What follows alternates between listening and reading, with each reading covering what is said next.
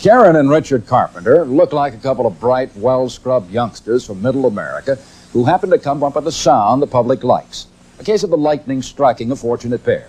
Lightning that might just as well have flashed on some other musical group. Well, there's a little more to the Carpenters than that. It's true, they really are bright and well-scrubbed, and their background is as wholesome as a Norman Rockwell painting. But they worked a long time and endured a great deal to maneuver themselves into the spot where lightning could find them. Their parents brought them to California years ago simply to have them near the center of show business. Karen and Richard worked at their music and thought they were good. But for year after year, no one listened.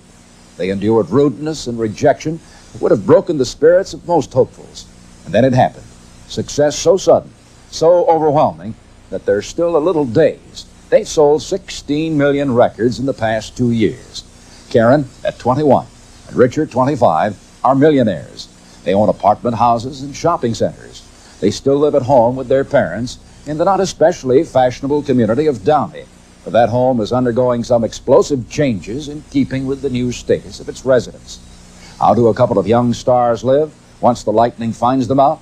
Jerry Dunphy here, and Karen and Richard Carpenter are waiting to tell us.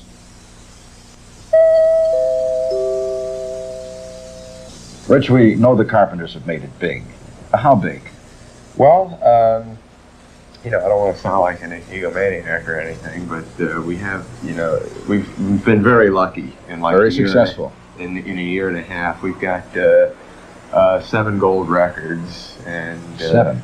Yeah, 7. And a song we introduced did win an Oscar, and I don't know. I never really thought about it in terms of big, Well, we've done like a movie theme, and we've played all over the world, Carnegie Hall and Royal Albert Hall, and the Hollywood Bowl, where we had entered that Battle of the Bands. We had played it as the Carpenters and had quite a big turnout, Well, I guess I could ask, are you a millionaire? Yeah, we are. You say we are. Are you a millionaire? Yeah, Karen and both. Separately? Separately. Not together. No. You don't have to pool with the... No. Been very lucky. What do you do with your money? Well, invest quite a bit of it, because like I've heard, you hear so many people who make a bunch and then the next thing you know they're busted because they blow it all, So I don't want to end up in that department. Neither does Karen. So we invest jointly. We invest in. We own one shopping center in Torrance. Another one's being built in Downey with the music center involved in the middle of that. And the pair of apartment houses, and we've also invested quite a bit in this house, Don't feel you can go too wrong in real estate, but I do spend quite, some just on fun, like on cars and records and pianos and stuff like that, too. How many cars do you have? 3, right off. Nice count. Yeah, 3 or sports cars? Well, sports boat? Yeah, I got a sports car and a luxury car and a race car. One of the other ways it seems to me that you've spent your money is right here on the house. You're doing things to it right now. Right. It was fairly big when we bought it. I mean, it was like big compared to what we had lived in before, And but after we lived here for a while. It's still, we never had a place, to rehearse. We did have, when we first in the original house, a room for music, but it was just a bedroom. This was a 5-bedroom house, and so we didn't need 5 bedrooms, so we took one and put the stereo up there. But there was no room for a real piano, and hardly enough for the records I was collecting. And when I wanted to put in the 4-channel, there was definitely no room for that either. So I always wanted to work. The good piano we did have, the grand, was down in the living room. So I still ended up doing the arrangements and everything with the dogs barking and people going in and out. So that's why we felt a necessity for a bigger room. This room has got to be a musician's dream.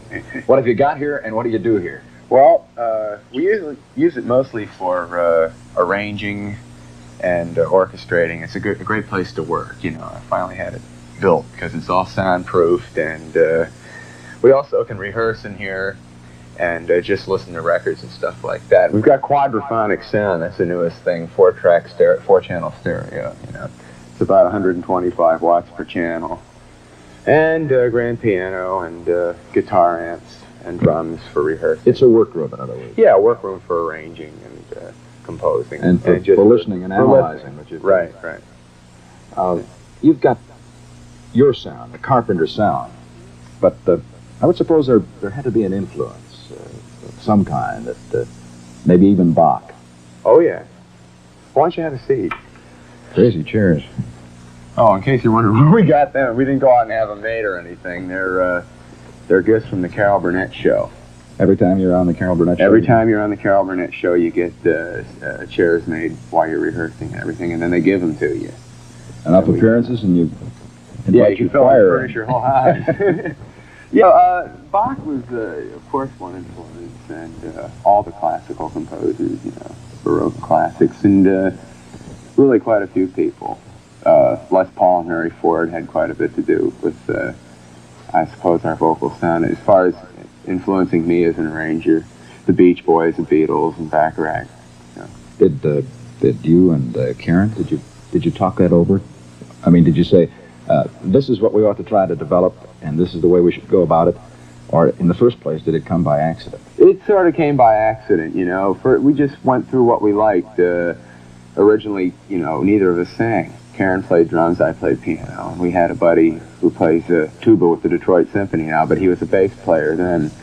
And we had a trio, and we just concentrated mostly on jazz. And we entered the Hollywood Bowl Battle of the Bands in 1966 and won it. And we stuck with the jazz until Wes started getting interested in the tuba and got very proficient at it and ended up going to Juilliard School of Music.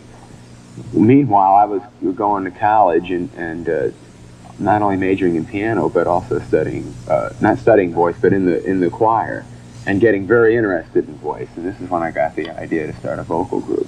So Karen had started singing by then, and we added some people that we had met at college and started this vocal group called Spectrum, which later evolved into the Carpenters. I mean, the guys quit because we couldn't get a recording contract, and we, went around for about a year trying to get someplace, and zero, so everybody went their own way.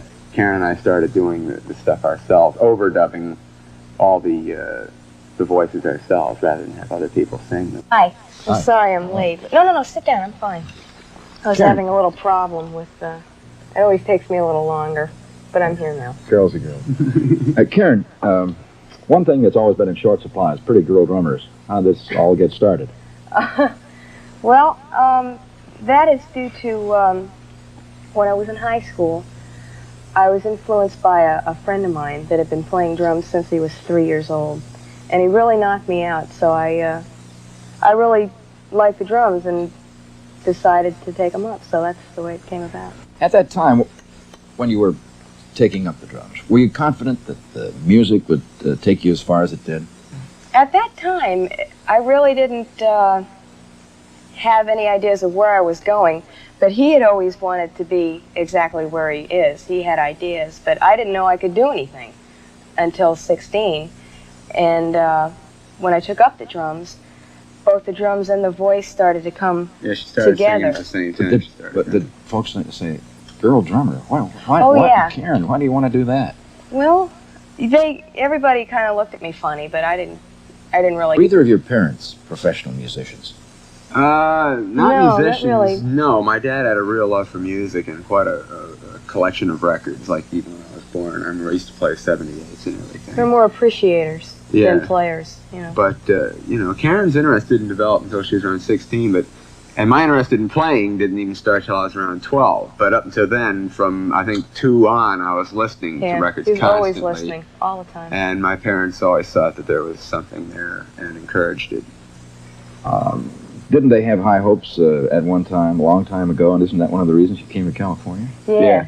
They always saw it in him, like he mentioned, but until I didn't do anything. Until she got to Cal, about 2 years after we were in nothing. California. But my, parents thought we were going to be I was going to be some sort of a pianist solo like pianist. Liberace I mean, it was or before we got something, into voice. It was before groups, as far as like the Beatles type groups came out. And, Yeah. Well, how old were you then? When we She was came 13. out, I was 13, and nothing happened But until 3 years later. they thought nothing's ever going to happen like in New Haven, Connecticut. Yeah, we so wasn't we got to Was that get home? west. Right. Yeah, that was home. Right. Yeah. They just Come wanted to be in a surroundings where it might have happened easier, you know. To a layman, of course, it sounds easy. You walk into a studio and you sit down and play, but there's really a lot more to it than that, isn't there? We find all the material ourselves, you know, and then I arrange it, orchestrate it, and that takes time. And then we do all the vocals, which is quite a few. We have one chord on our second album that has a 39-voice chord.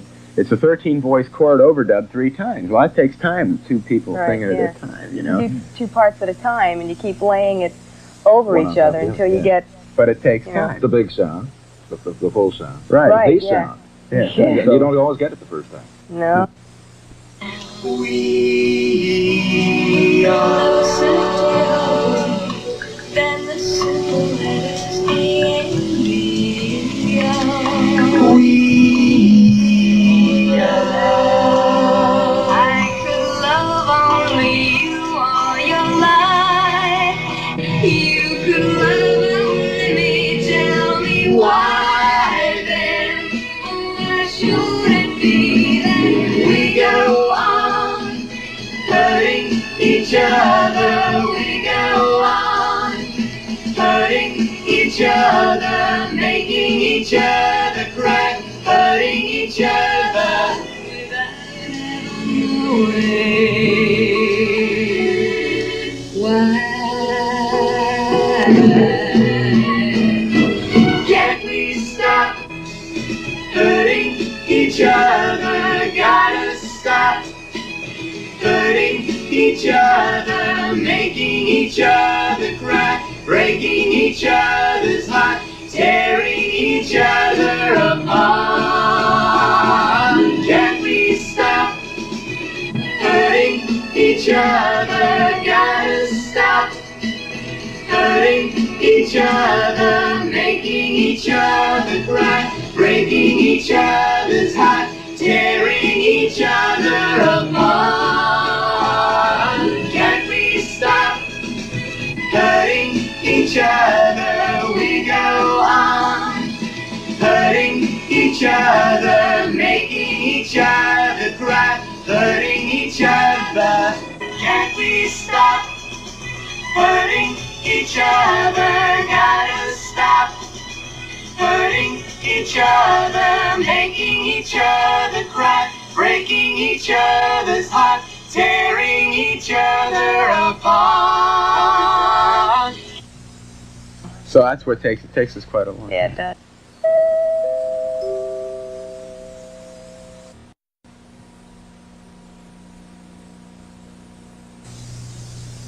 Karen, you and Rich have a lot of fans, but are there any that are especially insistent?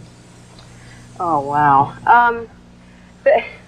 Some really strange things happen, you know, because some people, when they want to try to get to you, they go in about it in many different ways. You know, it's the way they, some of the things they think up to try and get to you. Like one time, somebody wanted to get us a tape.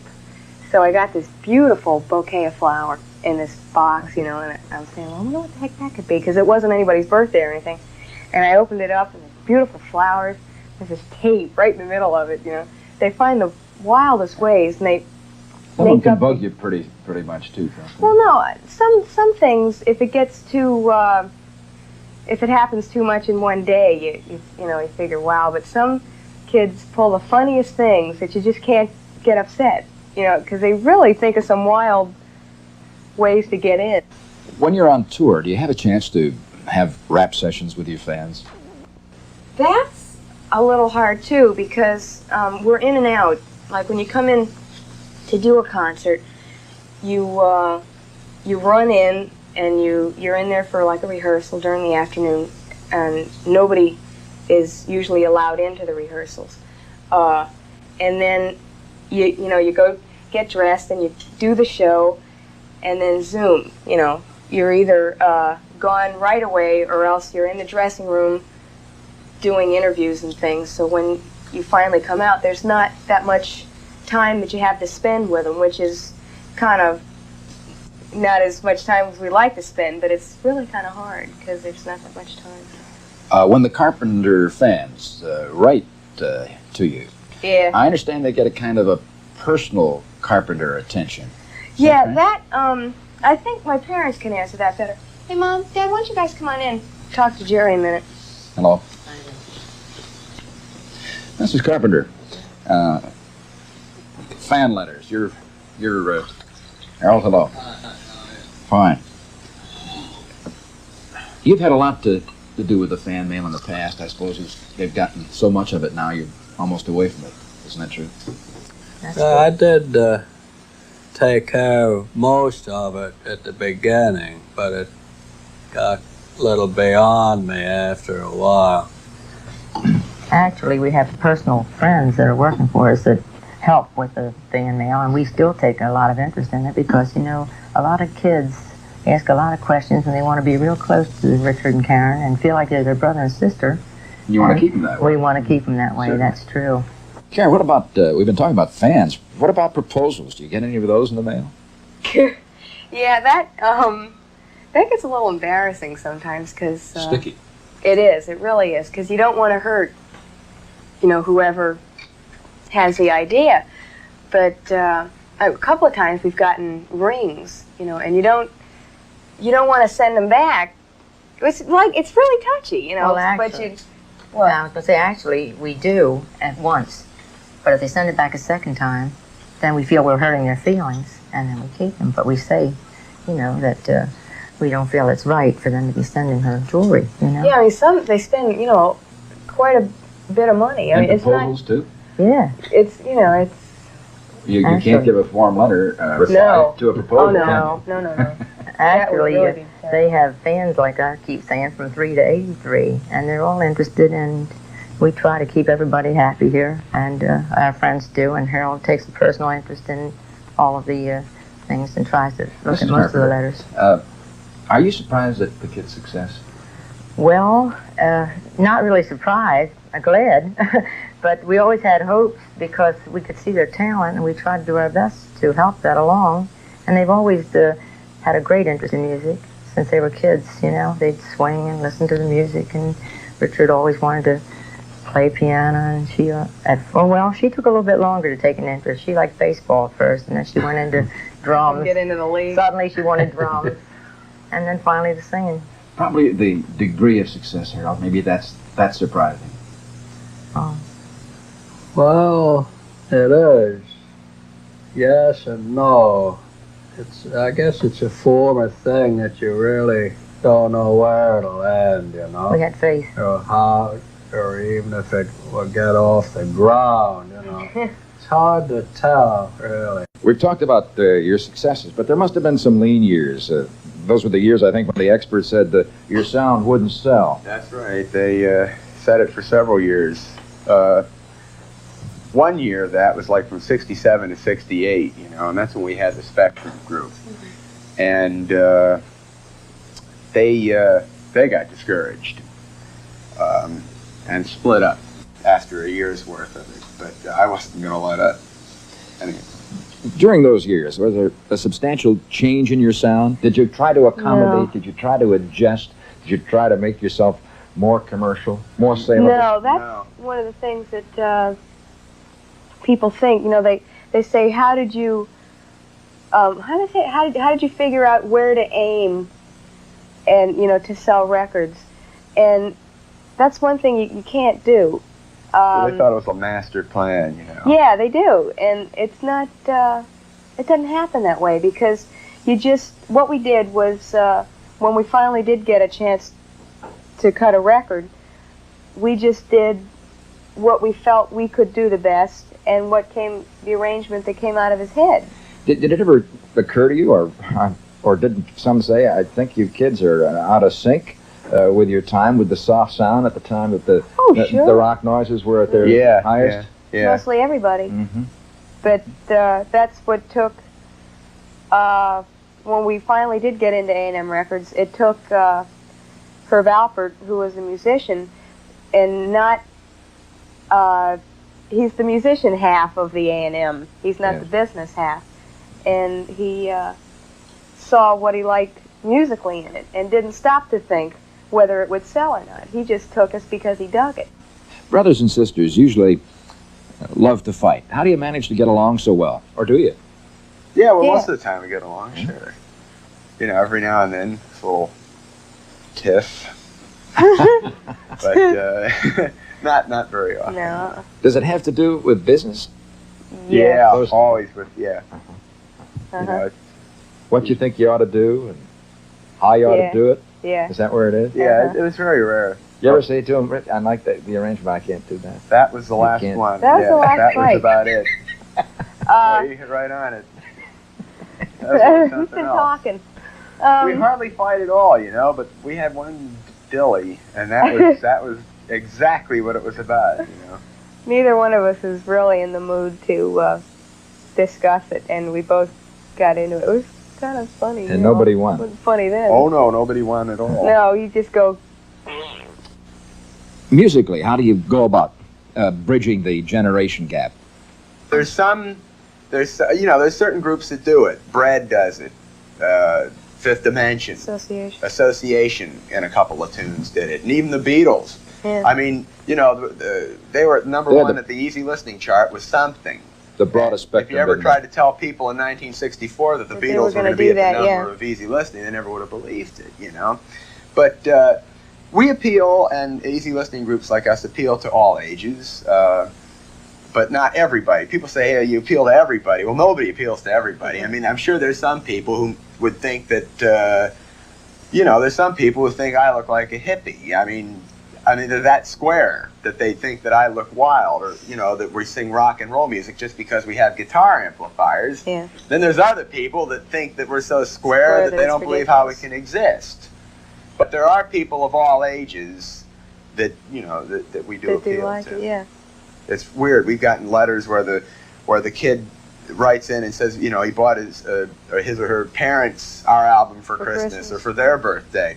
I mean, like in our case, the parents don't mind paying $4 because the kid says, hey, can I have $4 for an album? They say, well, who is it? The Carpenters. Oh, yeah, I can listen to the Carpenters, the parents say, and give the kid $4. So it's not just our albums just sell to kids. They sell to, and teenagers, they sell to everybody.